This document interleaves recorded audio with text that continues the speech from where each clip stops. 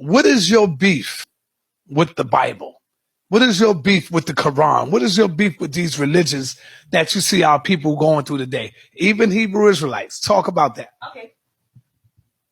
Well, my beef with religion is this, and this question has been asked for a while. I think, Brother Sai, in fact, you probably brought this out on your platform. How can you subscribe to a doctrine that was taught to you by your former oppressors? How does that actually make sense to subscribe to a doctrine that was taught to you, given to you by your oppressors? Christianity, Brother Sai, is not an indigenous African religion. If it wasn't, and I can prove this to you by sharing this with you.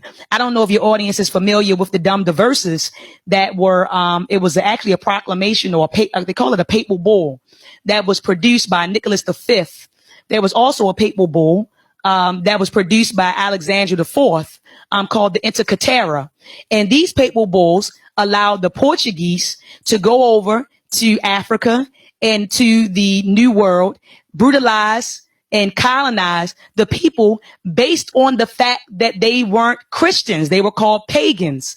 So these papal bulls were written in Latin, but they do have English translations of them, Brother Sai, where the church sanctioned slavery. They said, go over to Africa, brutalize them, colonize them, invade them, because they're not Christians. So Christianity is not a religion. It also says in the, oh my goodness, in the British Museum, that Nubia, they have some artifacts showing that Nubia and Egypt were forcibly converted to Christianity.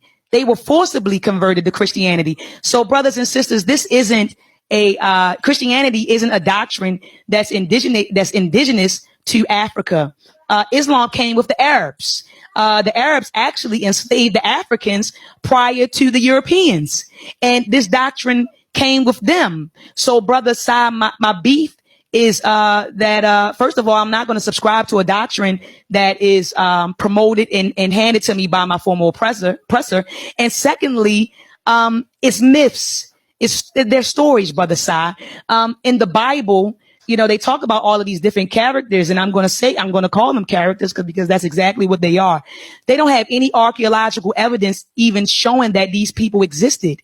I mean, in First Kings and in First Chronicles, you read about these stories of King David and how he battled all of these different tribes, and he won. And then you had King Solomon. He was supposedly had expanded his kingdom. But where's the evidence of this? Because we see evidence of Tutmosis III in museums, where in museums with Stella showing all of his great accomplishments. We see that written. We see our stories written in Medjugorje, in pyramid texts, coffin texts. So we see our story. But where is the story? Where is the evidence that the Hebrews were ever enslaved in Egypt? Where is the evidence? Where's the evidence of King Solomon? It says in the Bible that Solomon had 700 wives and 300 concubines. Where's his bloodline, Si? If he had 1,000 women, where's his bloodline today? He should have an existing bloodline today. Right. 1,000 women and all of those children, and you can't produce a bloodline? Or how about this, Brother Si? Moses supposedly wrote the first 5 books of the Bible. Where is his handwriting? I can go over to Egypt right now and look at the handwriting of our ancestors carved on the pyramid walls. So where's the handwriting of Moses? It says in the New Testament that Paul wrote all of these epistles, these letters to Timothy and to the church of Corinth. Where are these letters? Can we see his handwriting? Where is it? And we can dig a little deeper, Brother Si. We can even talk about the King James translators and how it says in the Bible that the Bible was inspired. What does it say in the Bible? That it was created or produced by men inspired by God. I think that's what it says in the Bible.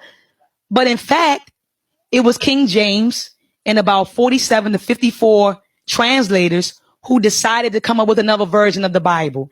And they did not, and I'm going to say this, I feel like it's erroneous, Brother Sai, to even call it a translation, because when you think of a translation, you take something out of one language and you put it into another. Is that correct? But in the British Museum, there, I think it's called, there's a document called the 21 Rules of Translation, and it has the handwriting of Richard Bancroft. And and these were rules that the translators had to follow in order to, translate the Bible. And one of the rules were that they had to stay as close to the bishop's Bible as possible. So they did not translate the Bible from the original Hebrew. Okay. What they did was they took pre-existing material and they massaged it. They massaged it. So that's my beef, Brother Sai, with the Bible. And you know that's my field as well. I'm an engineer, but I like to study the evolution of religion, and Christianity is definitely something I've been studying for a while. So I can go on and on and on, but we will be here for another